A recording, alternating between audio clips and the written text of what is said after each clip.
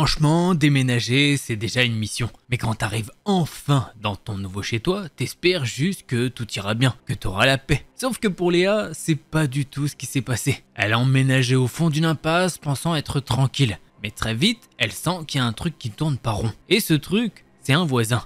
Un mec qui devient de plus en plus flippant. Un gars qui la laisse plus respirer. Et ce qu'il va faire ensuite, tu vas pas y croire. Il va carrément aller jusqu'à Mais on n'en est pas encore là, justement, revenons au moment où Léa vient d'emménager dans une petite maison au fond d'une impasse. Franchement, c'est pile ce qu'elle voulait, du calme, un peu de verdure, loin du bruit et des voisins un petit peu trop curieux. Sauf que très vite, il y a un truc qui la met mal à l'aise. Elle arrive pas à dire quoi exactement, mais c'est là, dans l'air, c'est comme ça. Un espèce de malaise qui lui colle à la peau. Bon, en rentrant du boulot un soir, alors qu'elle sort ses sacs de course de la voiture, elle le voit. Un type planté dans le jardin d'en face. Il la regarde, pas un petit regard rapide comme ça en mode hop, ça va. Non, il est en train de la fixer, sans cligner des yeux. Le gars est grand, baraqué, un vieux sweat gris dégueulasse sur le dos et un jean taché. Bon, il est là, juste debout, à la mater, comme si c'était normal. Léa lui sourit et elle lui dit bonsoir en lui faisant un petit signe de la main. Le mec, il branche pas du tout. Forcément, c'est un petit peu bizarre comme interaction et du coup, elle détourne vite la tête et rentre chez elle en fermant bien la porte à clé. Elle se dit qu'elle a dû tomber sur le cinglé du quartier. Ça arrive, non? Le lendemain matin, elle tire doucement ses rideaux. Et il est encore là, dans son jardin, en train de bricoler, elle ne sait quoi. Toujours ce regard lourd. Un frisson lui remonte dans le dos. Elle essaye de pas y penser, se prépare pour la journée, enfile ses petites baskets et attrape ses clés. Quand elle ouvre sa porte, son regard tombe direct sur sa voiture. Normal, c'est son point de focus numéro 1. Une fois qu'elle arrive près de son véhicule, elle peut voir que sur son capot, il y a des traces étranges. À première vue, elle se dit que c'est sûrement des crottes de pigeons. Mais bon, plus elle se rapproche, plus elle se rend compte que non, en fait. C'est pas un oiseau ni de la pluie qui a fait ça. C'est humain. Elle regarde son capot et là, du coin de l'œil, elle peut voir quelque chose. Il y a son voisin qui est à moitié planqué derrière la haie.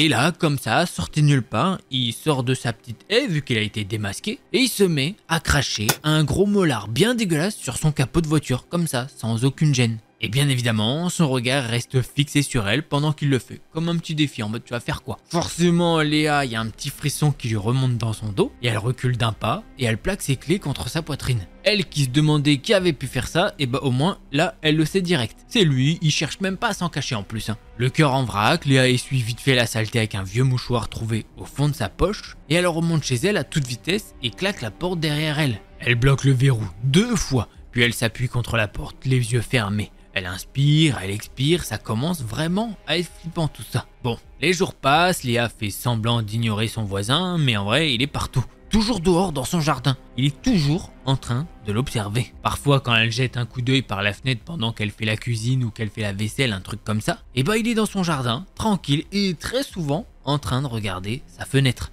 Bien évidemment, le gars ne parle jamais, ne sourit pas non plus. Il se contente de rester planté là, les bras ballants, avec ce regard vide qui la fait frissonner jusqu'à l'os. Un matin, alors qu'elle descend chercher son courrier, Léa remarque que sa boîte aux lettres est entrouverte. Elle se dit mais c'est quoi ce délire là? Elle est sûre qu'elle l'avait fermée hier. Elle ouvre doucement ce qui lui reste à ouvrir et elle remarque que y a pas de courrier.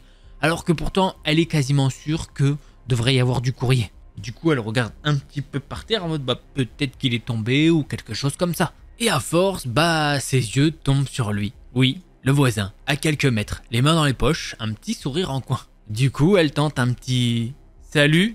Il la fixe sans répondre, puis l'air innocent, il marmonne. « Ah, ouais, j'ai pas fait exprès. » Elle est là, elle le regarde. Comment ça, pas fait exprès? Sérieusement? Elle serre les dents, remonte chez elle en vitesse. Dans sa tête, les pensées s'embrouillent. Elle sait que là, à l'heure actuelle, elle devrait appeler la police. Mais bon, appeler pourquoi hein? Mon voisin me regarde et il me vole mes lettres.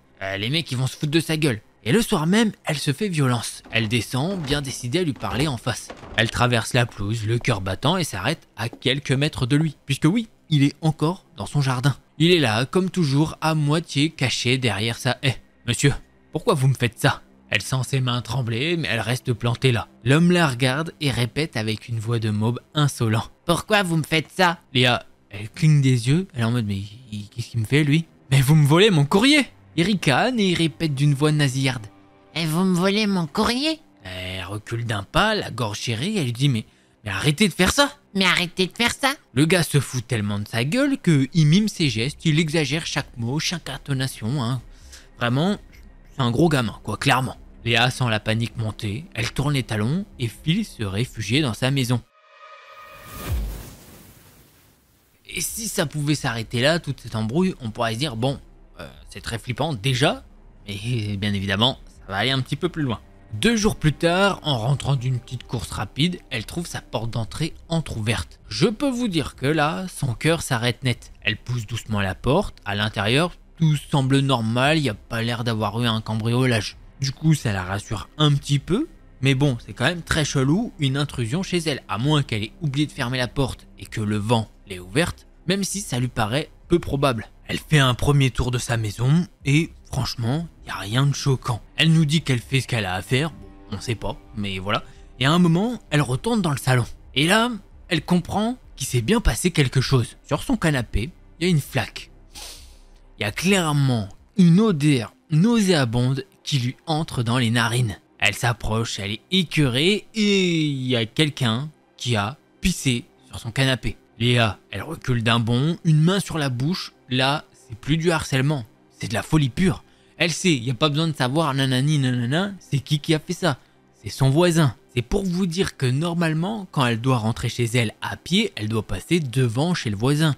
Mais là, elle veut tellement plus passer devant lui qu'elle se met à faire un détour pour arriver de l'autre côté pour pouvoir rentrer chez elle. Et il y a un nouveau truc qui s'est déclenché chez elle. C'est que maintenant, elle sursaute au moindre bruit. Elle a peur qu'il rentre par effraction, qu'il fasse une dinguerie encore pire que pisser sur son canapé. Un dimanche après-midi, après avoir passé encore une fois un midi à faire à manger sous le regard de cet homme, et ben elle se dit qu'elle peut aller faire un petit truc quand même. Elle décide d'aller sonner chez les autres voisins en face de chez elle. Bon, la porte s'ouvre, il y a une vieille dame qui passe la tête. Léa lui explique la situation et la vieille femme soupire.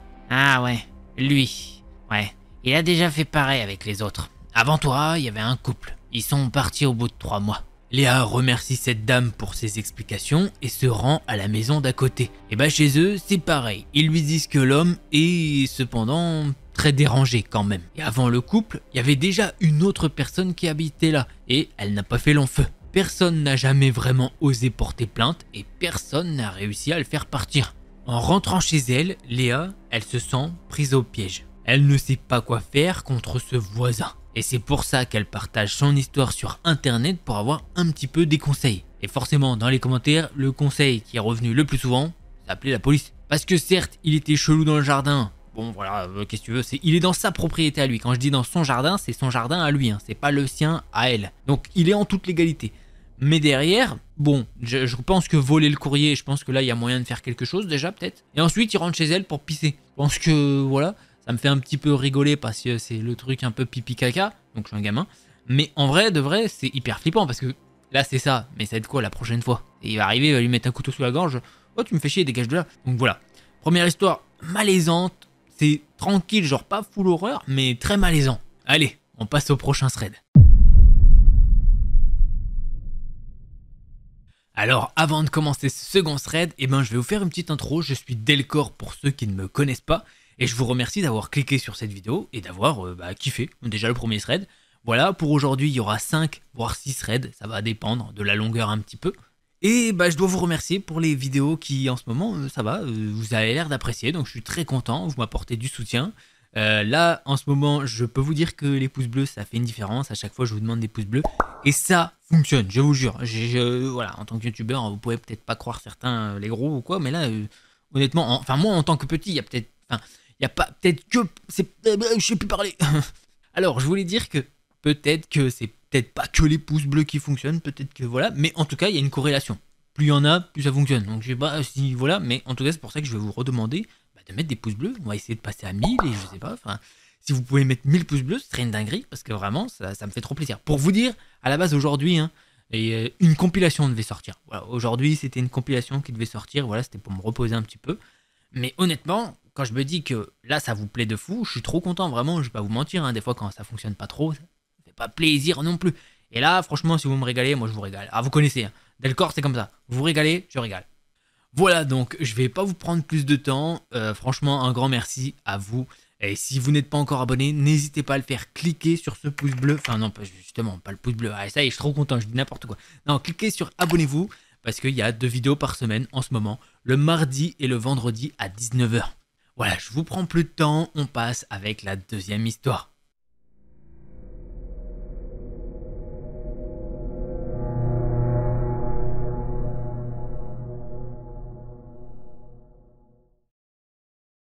Et en parlant de cette histoire, justement, c'est l'histoire d'une abonnée. Voilà, ça fait plaisir, merci à toi.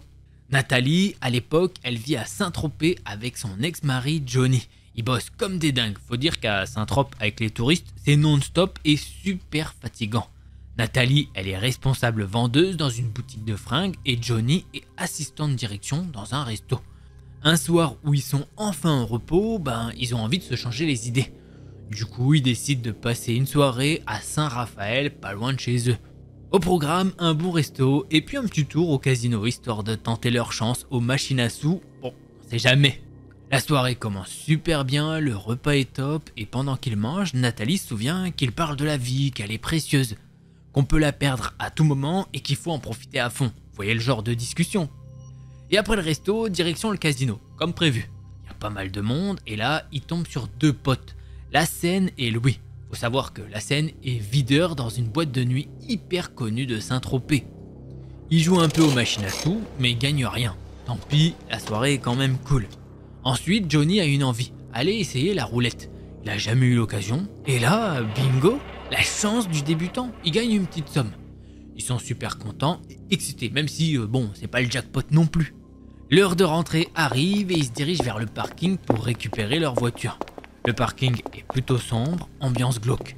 En allant vers leur voiture, ils voient 3 mecs en train de fumer des cigarettes magiques avec une bouteille d'alcool à la main.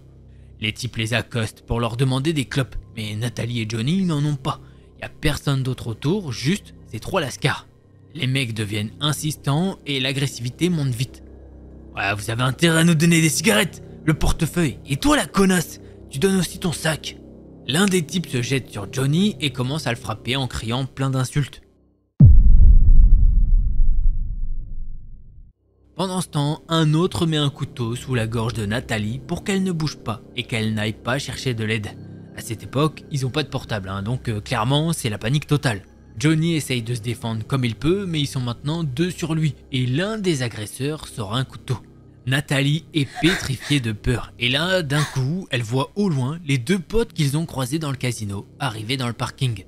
En s'approchant pour récupérer leur propre voiture, Lassène et Louis entendent le bruit de la bagarre, les cris et les insultes. Lassène arrive en mode furieux pour aider Johnny et Louis fonce super vite sur le mec qui tient le couteau sous la gorge de Nathalie. Le type est tellement surpris qu'il lâche le couteau. Louis le chope, lui met un gros pain dans la figure pendant que Lassène réussit à choper l'autre mec au couteau. Il lui tord la main pour qu'il lâche son arme et lui met une sacrée dérouillée. Les 3 agresseurs lâchent l'affaire et se barrent en courant. Bon, inutile de vous dire que Nathalie est dans un état de stress pas possible. Et heureusement que leurs amis ne sont pas restés plus longtemps au casino ce soir-là et qu'ils ont vu l'agression. Sinon, Nathalie ne sait pas comment ça aurait pu finir. Ils vont quand même porter plainte à la police, mais sans trop d'espoir que ça aboutisse à quelque chose. Sur le chemin du retour, Nathalie et Johnny parlent de leur discussion un peu plus tôt dans la soirée, vous savez, celle sur la vie qui ne tient vraiment pas à grand chose. Et une semaine après cet incident, ils apprennent que leurs 3 agresseurs ont tué un homme au même endroit parce qu'il avait refusé de leur donner des cigarettes. Cette histoire a super marqué Nathalie et Johnny et elle a mis beaucoup de temps à s'en remettre. Et on peut effectivement le comprendre. Je pense pas qu'avoir un couteau sous la gorge, ça passe ultra plaisir parce que, pour te dire, moi la dernière fois, mec, n'importe quoi, j'allais dire, la dernière fois je me suis coupé, j'ai à peine touché une lame de machin, je me suis coupé. Imagine sous la gorge et tu sais très bien que, voilà. Bref, mais le plus fou aussi c'est que je lui ai dit, c'est quand même fou, vous parlez du sens de la vie et tout, et c'est toujours, j'ai l'impression que c'est tout le temps comme ça, quand tu parles du truc, le sens de la vie machin, et il t'arrive une dinguerie, donc il faut pas trop en parler, c'est une dinguerie vraiment, l'histoire était folle, clairement.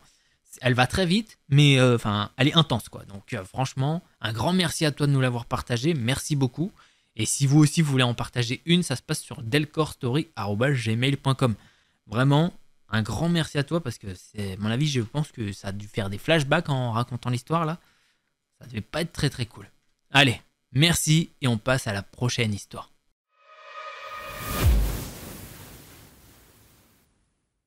Elliot, il est posé sur son canapé, le téléphone en main, comme tous les soirs depuis qu'il s'est inscrit sur une fameuse appli de rencontre. Alors attention, ça s'appelle pas Tinder pour une fois, ça s'appelle Swipe Date. Je savais même pas que ça existait. Ouais, clairement, mais bon, apparemment pour lui, il nous dit que ça marche plutôt bien. En 3 semaines, il a déjà eu quelques matchs, mais rien de sérieux. Soit ça décroche au bout de 3 messages, soit il tombe sur des profils un petit peu louches. Mais ce soir, il se dit qu'il va tenter sa chance une dernière fois avant de désinstaller l'appli. Selon lui. Il fait défiler les profils, bon, sans trop réfléchir, ce qu'il veut, on sait c'est quoi. Le pouce glissant à droite ou à gauche au feeling. Et là, il tombe sur Ashley, 26 ans. Elle vient de liker son profil. Il ouvre direct pour voir. Sur les photos, elle a un sourire à tomber, des yeux pétillants. Elle est pas trop maquillée, pas trop posée, elle a l'air plutôt naturelle. Et en plus, elle a des goûts similaires aux siens. Film d'horreur, escapade en pleine nature et pizza ananas. Oui, il assume, bravo à lui. C'est du courage.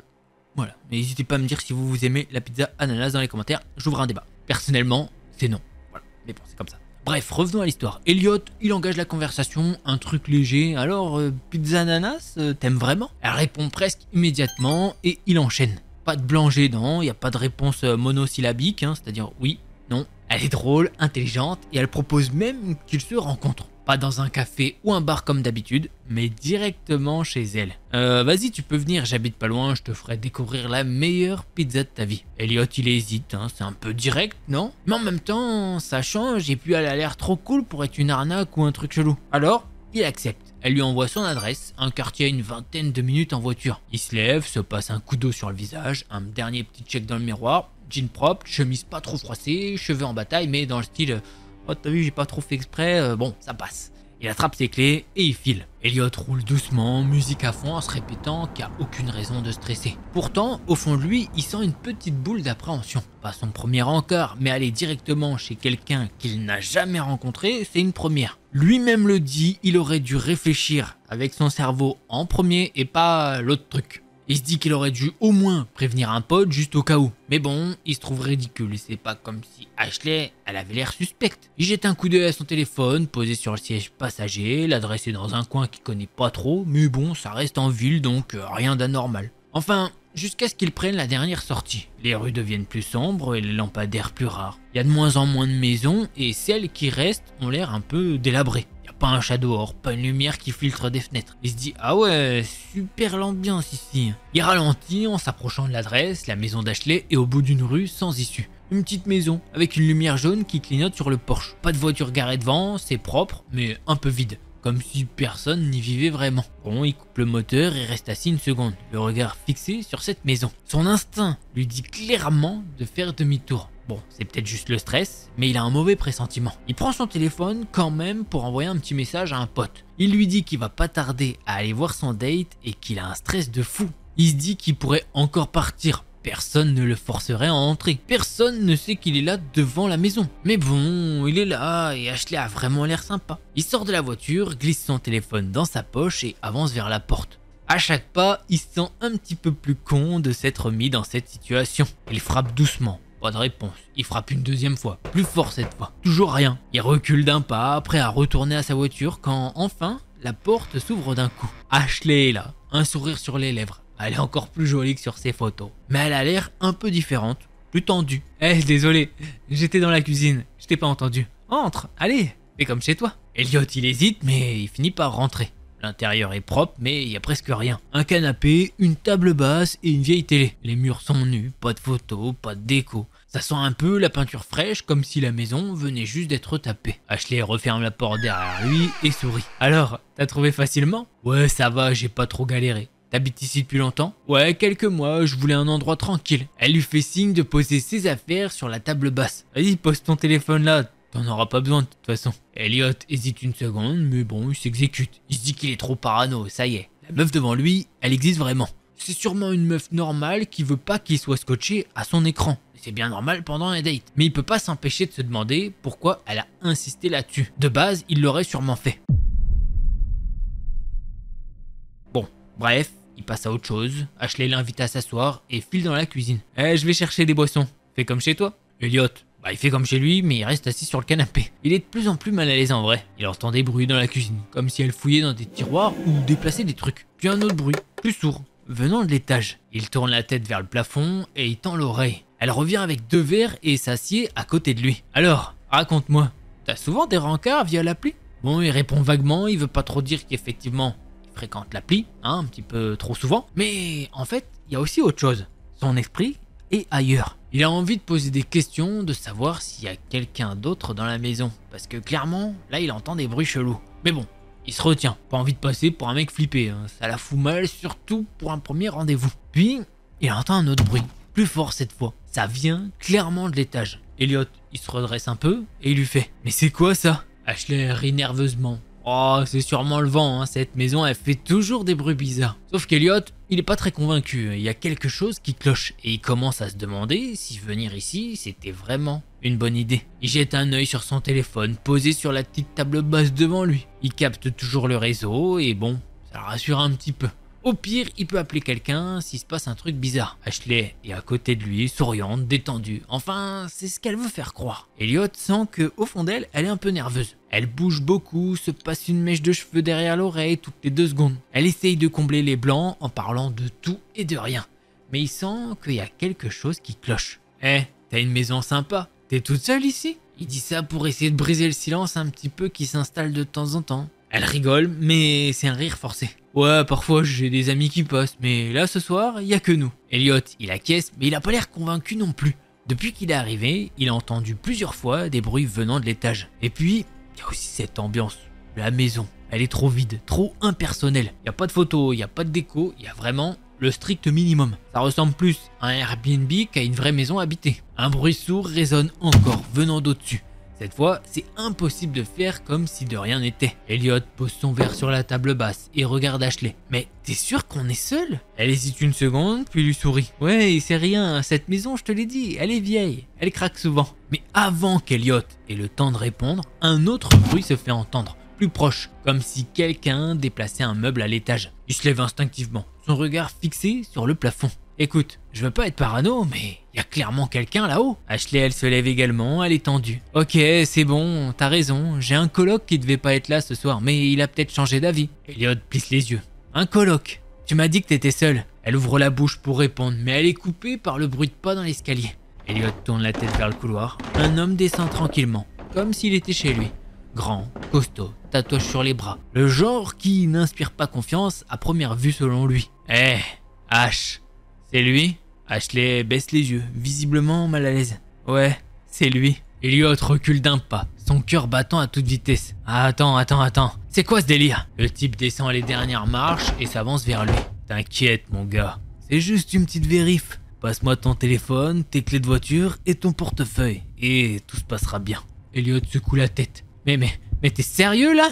En disant ça, il parle pas au mec. Il regarde Ashley. Il cherche une explication, une once de regret. Mais non, elle évite son regard. Allez, fais ce qu'il dit s'il te plaît. Elliot comprend qu'il est tombé dans un piège. Son premier réflexe est de tendre la main vers son téléphone sur la table basse. Mais là, un deuxième homme surgit de la cuisine, armé d'un couteau. Bouge pas mec! Le premier type tend la main. Allez, ton portefeuille. Et maintenant? Elliot hésite, mais il sait qu'au fond de lui, il a pas trop le choix. Il sort son portefeuille de sa poche et le tend. Voilà, prenez-le. Mais laissez-moi partir, ok? En prenant le portefeuille, le type y ricane. Ah t'inquiète, on va pas te faire de mal. Enfin, tant que tu restes tranquille. Elliot reste planté là, les mains légèrement levées, son cerveau carburant à 1000 à l'heure. Le premier type fouille dans son portefeuille pendant que le deuxième, le couteau à la main, le surveille de près. Ashley, elle, est figée, comme si elle voulait disparaître. Ouais, pas grand chose là-dedans. T'as quoi d'autre? J'ai rien d'autre. Mon téléphone est sur la table et c'est tout. Le mec tatoué se dirige vers la table et attrape le téléphone. Il le déverrouille rapidement et commence à fouiller dedans. Pas de code, c'est pratique ça. Elliot serre les poings. Il a envie de se jeter sur eux. Mais il sait que c'est une mauvaise idée, hein. Le type au couteau a l'air nerveux. Et un geste de travers pourrait mal finir. Et en vrai, même le premier type pourrait le défoncer. Il pourrait sûrement pas le défoncer. Bon, vous avez ce que vous voulez, maintenant laissez-moi partir. Le mec tatoué relève la tête et le regarde, un sourire en coin. Partir? Mec, tu crois vraiment qu'on va te laisser comme ça? T'as vu nos visages? Elliot sent une sueur froide lui glisser dans le dos. Il essaye de cacher sa panique. Mais je dirais rien, sérieux. Je veux juste rentrer chez moi. Ashley s'avance enfin, les bras croisés, la voix tremblante. Laisse-le partir, Brad. On a ce qu'il faut, c'est bon, allez. Brad, le type tatoué, éclate de rire. Mais sérieux? Sérieusement, Ash? Mais t'es trop gentil, c'est ton plus grand problème ça. Il se tourne alors vers Elliot. Voilà ce qu'on va faire. On va monter à l'étage et toi, tu restes ici bien sagement. Pas de conneries, ok? Elliot hoche la tête, mais il sait qu'il doit trouver un moyen de s'en sortir. Il les regarde monter les escaliers, puis se tourne vers Ashley. Pourquoi tu fais ça? Elle baisse les yeux, incapable de répondre. Ashley, t'es coincé avec eux, c'est ça? Ils te forcent? Elle relève la tête, surprise, mais elle ne dit rien. Elliot voit ses yeux briller, comme si elle allait pleurer. Écoute, aide-moi à sortir d'ici. On peut appeler les flics, t'as bien un téléphone sur toi. Allez, tu peux t'en sortir. Ashley secoue la tête, les larmes aux yeux. C'est pas si simple. Un bruit de pas à l'étage les interrompt. Brad et l'autre type redescendent. Brad tient un sac à dos qui semble plein. Il le balance sur le canapé et s'adresse à Elliot. Bon, on va bouger. Mais toi, mon pote, t'as deux choix. Soit tu restes ici bien sagement jusqu'à ce qu'on soit loin, soit... Il laisse sa phrase en suspens. Mais son regard suffit à faire passer le message. Elliot serre les dents. Il sait que, clairement, ils sont en train de mentir. S'il reste, il a de grandes chances qu'il s'assure qu'il ne parle jamais à personne. Le type au couteau s'approche de lui et lui fait signe de s'asseoir. Allez, assieds-toi et bouge pas. Elliot obéit, mais son esprit est en ébullition. Il doit clairement trouver un moyen de s'en sortir avant qu'il ne soit trop tard. Brad jette un coup d'œil à Ashley. T'as vérifié qu'il a pas appelé quelqu'un avant de venir? Elle secoue la tête. Non, mais il avait son téléphone sur lui tout le temps. Brad la fixe, visiblement agacé. T'es sûr de toi? Parce que si les flics débarquent, c'est toi qui prends. Il hésite une seconde, puis hoche la tête. Ouais, je suis sûr. Elliot, à ce moment-là, il voit une ouverture. Ils sont en train de douter. Peut-être qu'il peut utiliser ça. Vous avez pas à faire ça, vous pouvez juste me laisser partir. Brad, il se met à éclater de rire encore une fois. Mec, t'es marrant. Mais t'inquiète, on va régler ton cas très vite. Il fait signe à l'autre type de surveiller Elliot pendant qu'il parle à Ashley à voix basse. Elliot essaye d'écouter, mais il est trop loin pour entendre clairement. Le type au couteau s'approche un peu plus. Pas de conneries, ok? Elliot acquiesce, mais dans sa tête, il réfléchit à toute vitesse. Il repère une lampe en métal posée sur une table à côté du canapé. Si jamais il doit se défendre, ça pourrait peut-être lui servir. Elliot garde les yeux sur le type au couteau, qui est à moins de 2 mètres de lui. Il sent son cœur battre à toute vitesse, mais il essaye de pas montrer qu'il panique. Brad et Ashley continuent de discuter à voix basse, dos à lui. Il sait qu'il doit agir maintenant. Il jette un coup d'œil rapide à la lampe en métal sur la petite table. Elle a l'air lourde avec une base large. S'il arrive à l'attraper rapidement, il pourrait l'utiliser comme une arme. Mais il sait qu'il aura qu'une seule chance. Il regarde le mec au couteau et lui dit « Hey mec, calme-toi, j'ai rien fait, ok? Vous pouvez juste me laisser partir et je vous jure que je dirai rien. » Le type ricane, mais il baisse légèrement sa garde, pensant qu'Elliot est trop terrifié pour tenter quoi que ce soit. « Tu crois vraiment qu'on va te croire ?» Elliot respire profondément et serre les dents. D'un geste rapide, il attrape la lampe et la balance de toutes ses forces en direction du gars dans sa face. La base en métal heurte sa tempe avec un bruit sourd et s'écrase au sol en lâchant son couteau. Brad se retourne immédiatement, les yeux écarquillés. « Qu'est-ce que tu fous, col ?» Elliot ne réfléchit pas. Il se jette sur le couteau avant que Brad n'ait le temps de réagir. Il le brandit, les mains tremblantes. « Recule, mec !» Brad s'arrête, les mains levées, mais son expression est remplie de rage. « T'es mort, mon gars !» Ashley pousse un cri et se colle contre le mur, complètement paniqué. Elliot recule lentement vers la porte d'entrée, gardant le couteau pointé vers Brad. « Vous restez là, sinon je vous plante !» Brad éclate de rire, un rire froid et menaçant. « Ouais, c'est ça, vas-y, essaye pour voir !» Mais Elliot n'a pas l'intention d'attendre qu'il se rapproche. Il tourne brusquement la poignée de la porte et sort en trombe dans la nuit. Dehors, l'air est glacé. Il voit sa voiture et il va pour courir jusqu'à sa voiture. Mais il se rappelle que le gars lui a pris ses clés. Il court alors à toute vitesse. Derrière lui, il entend Brad hurler. « Reviens ici, enfoiré !» Elliot jette un coup d'œil par-dessus son épaule et voit Brad sortir de la maison. Un objet brillant à la main. Probablement un couteau ou peut-être même un... Il accélère, mais ses jambes commencent déjà à brûler. Il a aucune idée d'où il est. Ce quartier, il le connaît même pas. Il peut pas compter sur les passants. Y a personne dehors à cette heure-là. Il glisse une main dans sa poche et se rend compte que, en fait, il a pas son téléphone. Brad l'a gardé et une vague de panique le traverse. Mais il se concentre. Il doit trouver de l'aide et vite. Au loin, il aperçoit des phares. Une voiture arrive dans sa direction. Il se précipite au milieu de la route.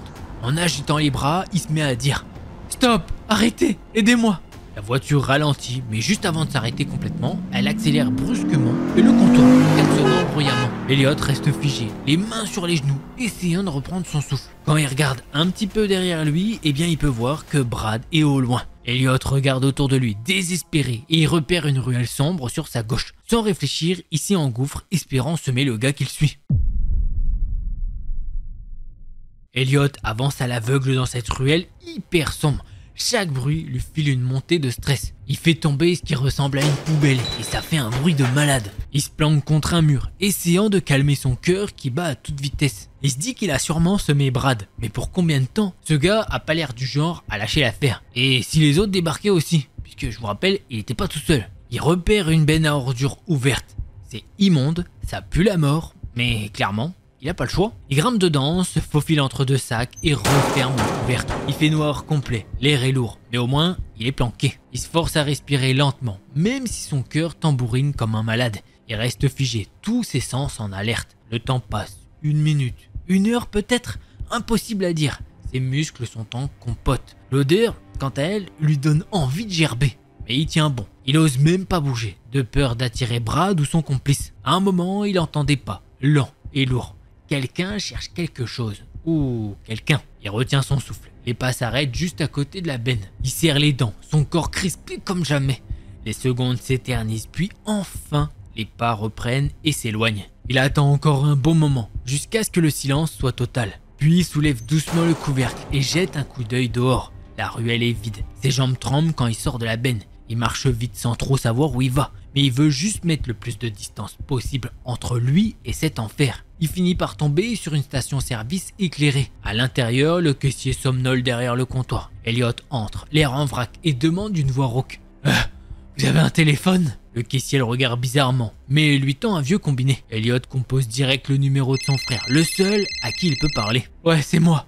J'ai besoin que tu viennes me chercher. Il demande l'adresse au caissier et file cette adresse à son frère. Et il raccroche avant que le caissier commence à poser un petit peu trop de questions. Son frère débarque 20 minutes plus tard. Elliot monte dans la bagnole sans un mot. Mais qu'est-ce qui s'est passé? Elliot secoue la tête et lui raconte tout. À ce moment-là, il sait qu'il devrait aller à la police. Mais clairement, il est sous le choc. Et son frère le pousse pas non plus à aller voir la police. Alors, malheureusement, il ira jamais raconter cette histoire à la police. Après ça, il est resté chez son frère pendant 1 semaine quand même. Il était traumatisé et il voulait même plus parler à une femme. Après ça, il a désinstallé toutes ses applications de rencontres. Apparemment, il en avait plusieurs. Mais voilà, c'est comme ça que se termine ce thread d'horreur. Alors, d'habitude, on a des femmes qui font des rencontres Tinder, généralement. J'avoue, je connaissais même pas Swipe Date.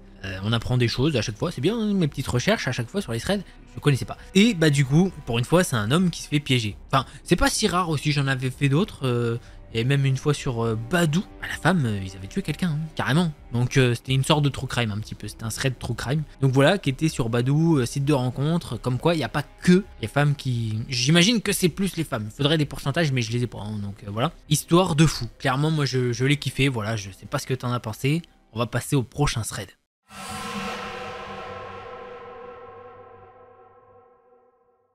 Pour ce thread, je vais vous raconter l'histoire de Lucie. Enfin, parce qu'elle a pas de nom, forcément quand elle raconte sur internet, ils mettent pas leur nom tout le temps. Donc voilà, elle va s'appeler Lucie et ça s'est passé il y a 3 ans. Mais elle s'en souvient comme si c'était hier. Et en vrai, elle a jamais vraiment compris ce qui lui est arrivé. À l'époque, Lucie a 14 ans et elle est en 3e. Tous les ans, son collège organise un voyage scolaire en Espagne avec des correspondants. Le jour où sa prof d'espagnol leur parle enfin, Lucie est super contente. Le voyage est prévu à Tolède, où ils sont accueillis par 4 dans une famille. Ils sont en tout 30 élèves à partir. Ils partent en car et tout se passe très bien pendant le trajet. Ils arrivent à destination vers 23h. Dans le groupe de Lucie, il y a elle et 3 de ses amies qu'on va appeler Manon, Louise et Marine.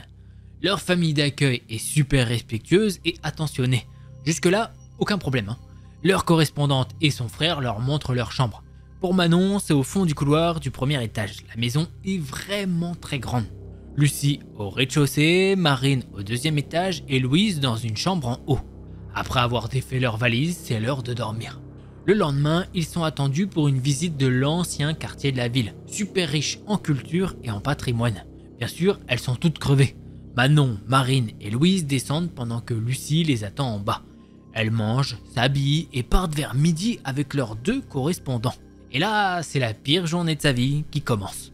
Ils visitent, passent dans des boutiques de souvenirs, dans des petites échoppes, c'est vraiment génial. Puis vient le moment de la pause, où chaque groupe avec ses correspondants peut se poser, à condition de ne pas s'égarer et de rester près des professeurs. Alors, ils optent pour aller s'installer sur la plage d'en face, face aux autres groupes. Bref, l'endroit parfait. Ils commencent à échanger avec leurs correspondants, mélangeant l'anglais, l'espagnol, c'est un petit peu bizarre tout ça. Puis soudain, Lucie ne comprend pas tout de suite ce qui est en train de se passer, vu que chacun est un peu en train de contempler ou de profiter des lieux. Par exemple, Marine et Manon sont en train d'aller vers la plage ramasser des coquillages nacrés, et Louise parle à la correspondante. Le frère de la correspondante, quant à lui, a mystérieusement disparu. Bon, ça n'affole pas Lucie plus que ça, elle se dit qu'il a sans doute rejoint un autre groupe pour discuter et qu'il va revenir. Rien d'alarmant, enfin, pour l'instant. Lucie est seule et en train de prendre des photos de la vue qui est superbe quand, tout à coup, plongée dans sa série de photos, elle ne remarque pas tout de suite que les familles et les correspondants commencent à repartir vers chez eux. Instinctivement, elle regarde autour d'elle si ses amis sont toujours là, ainsi que leurs 2 correspondants. Et sans surprise, tu l'auras deviné, il n'y a personne. Il n'y a absolument personne même, pas même un professeur ou une famille. Lucie est vraiment seule sur une plage de Tolède en Espagne, ne maîtrisant pas forcément la langue.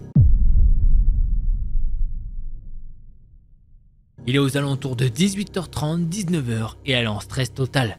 Faut savoir qu'à l'heure actuelle, Lucie ne sait pas comment c'est possible. Surtout que normalement, tu te dirais que quelqu'un aurait dû venir à sa rencontre pour l'avertir du départ. Mais non, pas même ses amis. Bien évidemment, elle a déjà essayé de contacter Marine, Manon ou Louise, mais aucune ne répond. Ce qui est d'autant plus étrange. Sa mère décroche peu de temps après et Lucie est littéralement en larmes. Elle lui explique tout et sa mère est scandalisée. Elle raccroche direct pour appeler la professeure d'espagnol qui prend immédiatement contact avec sa famille d'accueil. Sa mère rappelle Lucie 5 minutes plus tard pour lui confirmer que sa famille correspondante arrive d'ici quelques minutes et surtout de ne pas bouger d'où elle est. De toute façon, où voulez-vous qu'elle aille? Pendant ce laps de temps, Lucie reste plantée au milieu du sable. Elle précise que cette plage était vraiment en marge des villes et de l'activité bien sûr. Il y avait des échoppes mais toutes étaient fermées à cette heure-ci. C'est à ce moment que Lucie voit une silhouette marcher vers elle. Contrairement à tous les abominables des plus abominables films d'horreur, fiction et réalité confondues, il ne s'agit pas d'un homme menaçant à cagoule. C'est une femme très normale, très propre sur elle, avec ses cheveux bruns flottant au vent et son visage sympathique et souriant. Elle n'inspire en aucun cas la méfiance. Lucie en déduit que celle-ci est espagnole et elle a raison. La femme commence à lui parler, mais Lucie ne comprend pas un traître mot de ce qu'elle lui dit. Elle est vraiment très mauvaise en espagnol. Alors elle commence à marmonner maladroitement un « Je me suis perdu mais ma famille d'accueil arrive dans quelques minutes ». Elle lui dit ça en anglais tranquillement pour essayer de voir si ça peut le faire. Et la femme lui répond très poliment, en souriant et en anglais. Un anglais que même Lucie ne comprend pas énormément puisqu'elle n'est pas forte non plus en anglais. En clair, elle lui propose de la ramener à son domicile. Lucie lui répond que non, que c'est pas la peine vu qu'on vient la récupérer d'ici peu de temps. Mais elle la remercie quand même pour son geste. Et là, tout bascule. La femme lui hurle dessus en anglais, avec un accent encore plus prononcé qu'avant. Elle lui dit qu'elle va la ramener chez elle, avec son avis ou non. C'est clairement une obligation. Alors là, Lucie flippe à mort, mais elle répond quand même sans se laisser démonter par ses paroles. Elle lui dit que non, elle n'en a pas besoin. Pour la femme, c'en est trop. Elle attrape violemment le bruit de Lucie et tente de la faire avancer. Vers où, vous me direz ? C'est avec effroi que Lucie constate qu'une voiture rouge, une Citroën, est garée juste en face de la plage. Lucie essaye de se dégager de sa prise, mais la femme la retient fermement. Elle pleure, tape, hurle de toutes ses forces en vain. C'est bel et bien la fin. Lorsqu'elle relève les yeux, elle constate que la femme n'est pas seule. Cette fois-ci, un homme est au volant de la voiture en question. C'est à ce moment précis que des éclats de voix retentissent. C'est le père de la famille qui les héberge, ainsi que le frère et Louise qui étaient venus à sa rescousse. La femme ne lâche pas Lucie, au contraire, elle se dépêche encore plus de lui faire passer le seuil de la porte. Mais Lucie tente de résister. Le père a tout juste le temps d'agripper le bras de la femme et de la tirer en arrière pour laisser Lucie sortir. Les doigts tremblants, Louise est en train de taper le 091. C'est la police en Espagne. Une opératrice décroche et elle passe le téléphone au fils. Pendant ce temps, la voiture rouge en profite pour décamper le plus vite possible. Mais la femme, quant à elle, reste sous l'emprise du père. Louise vient immédiatement au chevet de Lucie. Elle est encore tétanisée de ce qu'elle vient de vivre. Elle est même bien incapable de parler. Louise tente quand même de lui dire « Ça va Lucie? Comment est-ce que ça peut ?» Lucie dans sa tête se dit « Mais comment ça pourrait aller ?» Tous ses sens sont engourdis. Même aujourd'hui, Lucie se souvient de la façon dont la femme lui a crié dessus. Elle était persuadée que ses cordes vocales allaient céder tant elle hurlait. Elle se souvient de la sensation d'impuissance à laquelle elle n'a pas pu faire face. Par la suite, Lucie a énormément de mal à en parler et elle précise que ça lui coûte de la raconter. À l'heure actuelle, elle éprouve énormément de méfiance envers les personnes qui lui proposent de l'aide, aussi insignifiants soient-ils. Depuis ce jour-là, elle a bien évidemment refait plusieurs voyages de classe, mais sans jamais s'égarer des groupes. Lucie aura à jamais sur la conscience qu'elle a évité une tentative de kidnapping et c'est difficile à supporter. Le fait de le vivre change à tout jamais la perception du monde. Comme quoi, ne prend jamais à la légère la venue d'inconnus. Elle pourrait être fatale. Même une femme bien apprêtée sur elle, toute pimpante. Les apparences sont parfois trompeuses. L'habit ne fait pas le moine. Et c'est bien qu'on finisse avec cette phrase-là, puisque oui, c'est pas tout le temps oh là-bas, l'homme il est dégueulasse, il paraît méchant, nanani. Non, peut-être qu'il est dans cette situation, on sait pas pourquoi. La femme, toute pimpante, toute belle, toute machin, ça veut pas dire qu'elle est gentille, hein, je préfère vous le dire. Voilà, je pense franchement, elle a très bien résumé avec l'habit ne fait pas le moine. Je pense qu'on va s'arrêter là-dessus pour ce thread. On passe au prochain. L'histoire que je vais vous raconter, c'est celle d'une abonnée qui s'appelle Lenny. Elle m'envoie un mail parce qu'elle suit mes vidéos depuis un moment et elle s'est dit allez, pourquoi pas moi. Pour mettre un peu de contexte, à ce moment-là, Lenny a 18 ans. Elle a essayé plusieurs études différentes mais rien ne lui plaît. À partir de janvier 2024, elle décide donc d'arrêter de chercher sa voie et de se lancer dans la vie professionnelle. Ce qui d'ailleurs lui plaît largement plus. Elle a donc postulé à plusieurs grandes enseignes, elle a eu plusieurs réponses positives et elle a effectué 4 entretiens d'embauche. Cependant, 3 ont été concluants. Elle s'est directement tournée vers une grande enseigne de supermarché vu qu'elle connaissait déjà beaucoup de monde qui y travaillait. Elle se rend donc à son premier jour de travail. Elle commence le travail à 5h du matin ayant un peu de route. Elle doit partir à 4h30. Il y a des travaux devant chez elle depuis un certain temps, elle doit donc faire un détour près du cimetière. Lenny part de chez elle et arrive à ce fameux cimetière. Elle voit un homme marcher dos à elle. Elle ralentit donc puisque c'est une rue très étroite. L'homme se retourne et a, pour ne pas être méchant, une sale tête. Elle a directement des frissons de gêne. L'homme a une démarche particulière. Elle se demande si elle doit l'aider puisque traîner à 4h35 la nuit près d'un cimetière, ça lui paraît pas très normal. Et à un moment où elle arrive à sa hauteur, ça allait très vite, mais elle veut bien tout détailler pour qu'on comprenne. L'homme clenche la porte, c'est-à-dire qu'il essaye d'ouvrir la porte de sa voiture super rapidement. Il commence à tabasser la fenêtre côté passager et se met à lui hurler dessus. Lenny est tétanisée, mais elle réussit à démarrer super rapidement malgré que l'homme continue de tabasser sa voiture. Sur la route, elle essaye d'appeler ses parents en larmes car elle n'arrive pas à se calmer. Son père court vers le cimetière afin d'espérer voir l'homme, mais rien. Bref, c'était son premier jour de travail et elle arrivait en pleurs devant son responsable qui a d'ailleurs été très compréhensif. Elle en a reparlé il y a quelques semaines avec une connaissance plus âgée qui habite le même village qu'elle et il lui a raconté qu'à la même période, une chose similaire s'est produite et que plusieurs personnes ont témoigné d'hommes suspects se jetant sur le pare-choc des voitures. Elle ne sait pas dans quel but par contre. Lenny aimerait rajouter un détail qui a son importance. 2-3 jours avant cet événement, elle était en ville avec une amie qui a réussi à activer le verrouillage automatique de sa voiture. Elle la remercie encore puisque sans ça, l'homme aurait réussi à ouvrir la portière et qui sait ce qu'il aurait pu faire. Et voilà, c'est comme ça que se termine ce thread. Ma foi, très chelou. C'est bizarre qu'il y ait plusieurs personnes apparemment qui jettent sur les pare-brises, sur les machins. En plus, près d'un cimetière, c'est quoi? C'est des zombies. Parce que clairement, c'est chelou. Bref, non, j'imagine que c'est un vrai gars, hein. Mais wow, la dinguerie. Et tu te dis, 2-3 jours avant, l'ami qui a réussi à bloquer les portières automatiques, merci beaucoup. Et un grand merci à toi de nous avoir partagé ton histoire. Voilà en tout cas les petits potes, j'espère que vous avez kiffé ces threads. Si c'est le cas, vous connaissez, un petit pouce bleu et un abonnement. N'oubliez pas le pouce bleu et si jamais vous en voulez plus, je vous invite à cliquer sur l'une de ces 2 vidéos là. Allez, c'était Delcor, en attendant la prochaine vidéo, portez-vous bien, tous les petits potes.